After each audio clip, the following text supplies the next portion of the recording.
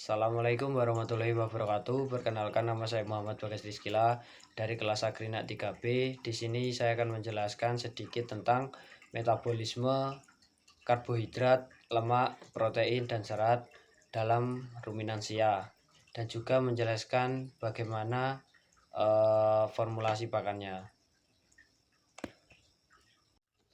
Masuk pada materi pertama, yaitu bagaimana keunikan pencernaan pada ruminansia. Sebelum itu, ruminansia sendiri itu memiliki 4 kompartemen lambung. Yang pertama ada rumen, ada retikulum, ada omasum, dan yang terakhir ada abomasum, di mana kemampuan mencerna serat sangat tinggi. Komponen serat tersebut ada selulosa, polimer glukosa dengan ikatan B1,4 glikosidik yang tidak dapat dipecah oleh enzim mamalia. Hemiselulosa, polimer campuran berbagai gula, silosa, arabinosa, glukosa, dan mannusa. Lignin, senyawa fenolik kompleks yang tidak dapat dicerna. Mengapa monogastrik tidak bisa? Hewan monogastrik seperti babi, ayam, manusia tidak memiliki enzim selulase dan hemiselulase, tidak memiliki sistem fermentasi pregastrik yang efisien. Waktu retensi pakan di saluran pencernaan lebih singkat. Peran kunci fermentasi mikroba. Fermentasi mikroba di rumen adalah jantung dari sistem pencernaan ruminansia itu sendiri. Yang komunitas mikroba rumen terdapat bakteri sekitar 200-300 spesies, dominasi oleh bakteri anaerob, Fibrobacter succinogenes, Rumiconnocus albus, dan Butyrivibrio fibrisolvens. Lalu ada protozoa yang terdiri dari ciliata dan flagellata untuk mencerna bakteri dan pati. Lalu ada fungi, terutama fungi anaerob, yaitu Neokalimastik dan Porimises yang membantu degradasi lignin. Lalu ada archaea, yaitu metanogen yang menghasilkan metana. Di sini juga terdapat simbiosis mutualisme, yaitu mikroba mendapatkan tempat tinggal, suhu stabil, pH terkontrol, dan suplai nutrien kontinu. Hewan mendapatkan produk fermentasi berupa VFA dan protein mikroba berkualitas tinggi. Hubungan saling menguntungkan yang telah berevolusi jutaan tahun. Lalu untuk produk fermentasi sendiri, yaitu ada VFA atau ALV, yaitu asam lemak volatil, 70-80% dari total kebutuhan energi hewan. Lalu ada protein mikroba, 50-80% dari total kebutuhan protein. Ada vitamin B kompleks dan vitamin K. Gas CO2 65%, CH4 27%, dan gas lain-lainnya 8%. Lalu masuk ke slide selanjutnya, yaitu metabolisme karbohidrat, fermentasi rumen dan produknya, yaitu tentang klasifikasi karbohidrat pakan. Karbohidrat struktural, serat bagian dari dinding sel tanaman, yaitu selulosa 20-40% bahan kering hijauan, polimer glukosa dengan ikatan B1,4 glikosidik dicerna oleh bakteri selulotik, Fibrobacter, dan Ruminococcus. Laju fermentasi lambat 24-72 jam.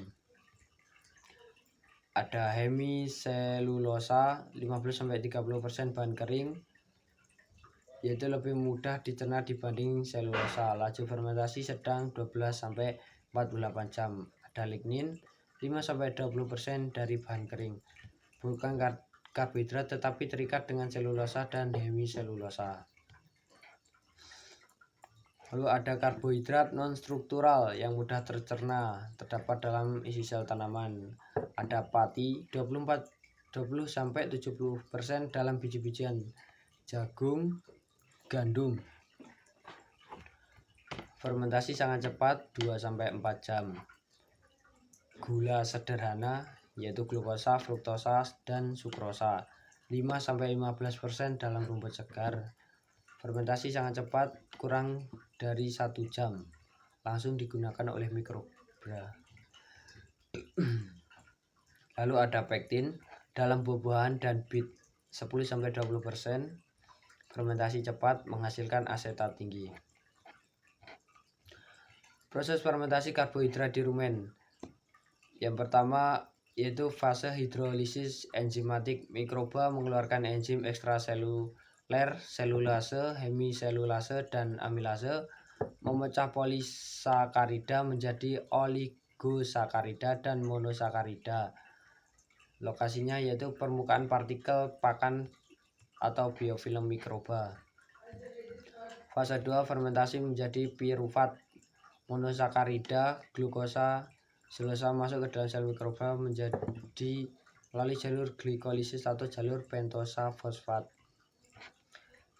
Lalu fase 3 yaitu produksi VFA atau ALV. Pirufat difermentasi menjadi VFA melalui berbagai jalur biokimia, tidak ada oksigen sehingga jalur anaerob. Setiap jalur menghasilkan VFA berbeda. Jenis VFA dan fungsi spesifiknya yaitu yang pertama ada asetat, 60-70% dari total VFA itu sendiri. Fungsi sebagai prekursor lemak susu, oksidasi energi, dan sebagai lipogenesis.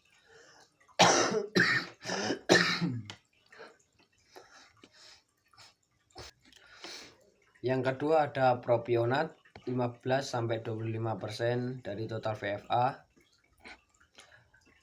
Fungsinya sebagai gluconeogenesis, yaitu sintesis glukosa.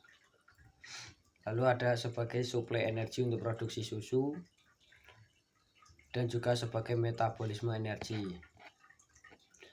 Yang ketiga ada butirat, sekitar 10-15% dari total VFA.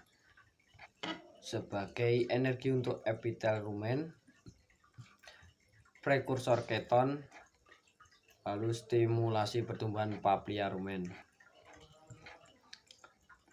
Oke, lanjut ke absorpsi dan utilisasi VFA. Mekanisme absorpsi yang pertama, VFA diserap terutama di rumen 80-90% dan sebagian di omasum. Bentuk tidak terdisosiasi, lebih mudah menembus membran. pH rumen rendah, lebih banyak bentuk tidak terdisosiasi. Absorpsi cepat, difusif, pasif, dan transporter aktif. Jalur metabolisme, asetat langsung ke sirkulasi sistemik jaringan perifer. Propionat 90% di metabolisme di hati. Glukosa, butirat 70-90% di metabolisme di epitel rumen bihidroksibutirat. Masuk ke slide selanjutnya yaitu slide 4, metabolisme protein, degradasi dan sintesis mikroba di rumen. Degradasi protein rumen DPR, protein dari pakan dipecah degradasi oleh mikroba rumen menjadi komponen yang lebih sederhana, yaitu amonia, NH3 dan asam amino. Amonia ini kemudian dimanfaatkan oleh mikroba rumen untuk mensintesis protein tubuh mereka sendiri. Lalu protein mikroba merupakan protein berkualitas tinggi yang disintesis oleh mikroorganisme di rumen menggunakan amonia dan kerangka karbon dari fermentasi karbohidrat. Protein mikroba ini kemudian mengalir ke abomasum, lambung sejati, dan usus halus, di mana mereka dicerna dan diserap sebagai sumber protein berkualitas tinggi untuk hewan. Protein tidak tergradasi rumen PTR atau RUP, rumen undegradable protein, adalah fraksi protein pakan yang lolos dari degradasi di rumen, langsung dicerna dan diserap di usus halus. Sangat penting untuk memenuhi kebutuhan protein pada hewan dengan produksi tinggi seperti sapi perah laktasi tinggi, karena protein mikroba saja tidak cukup. Masuk ke slide selanjutnya, slide 5, yaitu metabolisme lemak, biohidrogenasi, dan penyerapan. Slide ini menjelaskan bagaimana lemak dimetabolisme di rumen. Proses biohidrogenasi lemak pakan, terutama asam lemak tak jenuh, mengalami proses biohidrogenasi di rumen. Biohidrogenasi adalah proses penambahan atom hidrogen oleh mikroba rumen. Asam lemak tak jenuh diubah menjadi asam lemak jenuh.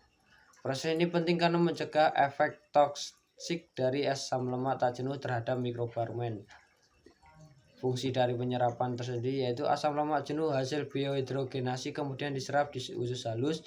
Lemak menyediakan energi yang lebih tinggi per unit massa sekitar 2,25 kali lipat dibandingkan karbohidrat atau protein. Fungsi penting lemak: pertumbuhan jaringan, reproduksi, dan produksi susu. Lalu ke slide 6, hubungan antar metabolisme, integrasi jalur energi. Integrasi metabolisme karbohidrat, produksi VFA, LV, menghasilkan asetat, propionat, dan butirat sebagai sumber energi utama.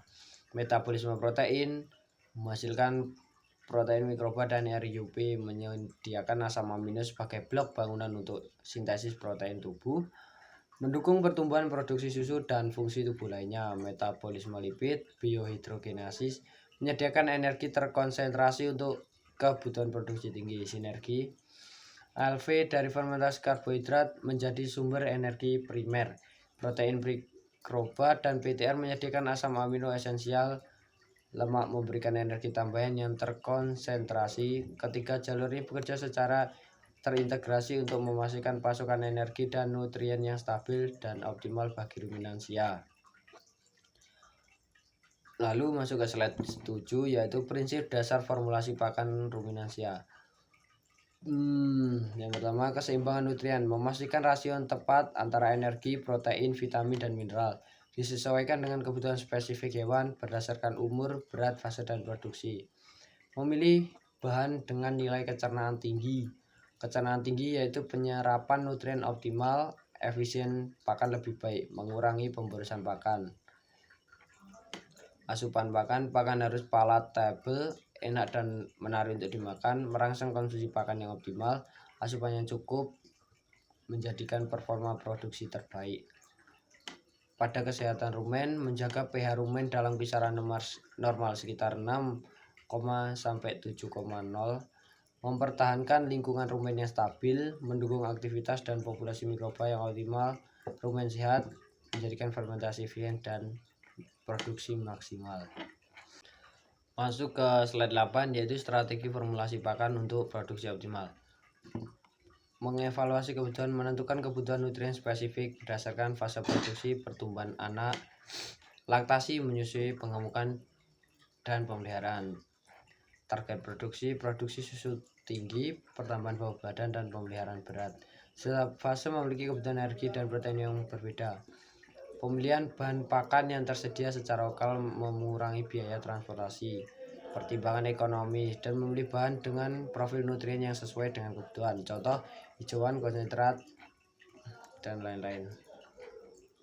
Perhitungan rasio yaitu menghitung rasio energi protein yang optimal, rasio serat pati untuk menjaga kesehatan rumen, keseimbangan kation anion untuk mencegah gangguan metabolisme, dan menggunakan software atau metode perhitungan manual. Lalu monitoring dan penyesuaian, melakukan pemantauan berkala terhadap performa hewan, produksi susu, pertambahan berat badan, kondisi tubuh atau kesehatan. Menyesuaikan formulasi pakan berdasarkan hasil monitoring. Itu proses dinamis yang memerlukan evaluasi terus-menerus. Masuk slide 9, pertimbangan nutrisi spesifik, mineral, dan vitamin. Slide ini menjelaskan pentingnya mikronutrien, yaitu mineral. Meskipun dibutuhkan dalam jumlah kecil, mineral esensial sangat penting untuk fungsi fisiologis normal, sistem kekebalan tubuh, produksi optimal, dan sistem kekebalan tubuh. Klasifikasi mineral, makromineral dibutuhkan dalam jumlah gram per hari. Yang pertama ada kalsium, pembentukan tulang, kontraksi otot, dan pembekuan darah. Lalu ada fosfor, pembentukan tulang, metabolisme energi. Magnesium, berfungsi enzim dan sistem saraf. Lalu ada kalium, keseimbangan elektrolit dan fungsi saraf. Natrium, keseimbangan cairan dan transmisi saraf. Lalu ada sulfur, sintesis asam amino dan vitamin B. Klorin, ada keseimbangan asam basa. Lalu ada vitamin. sebagai koenzim berbagai reaksi metabolisme dan mendukung kesehatan seluruhan. Vitamin larut lemak ada vitamin A sebagai penglihatan, reproduksi, kekebalan. Vitamin D ada absorpsi kalsium dan kesehatan tulang. Vitamin E untuk antioksidan, reproduksi. Vitamin K untuk pembekuan darah. Vitamin larut air ada vitamin B kompleks, umumnya disintesis oleh mikroba rumen, penting untuk metabolisme energi. Lalu ada vitamin C, biasanya disintesis sendiri oleh ruminansia. Jadi metabolisme ruminansia adalah proses yang kompleks namun sangat efisien. Mungkin cukup sekian penjelasan dari saya. Bila ada kurang lebihnya saya mohon maaf. Wassalamualaikum warahmatullahi wabarakatuh.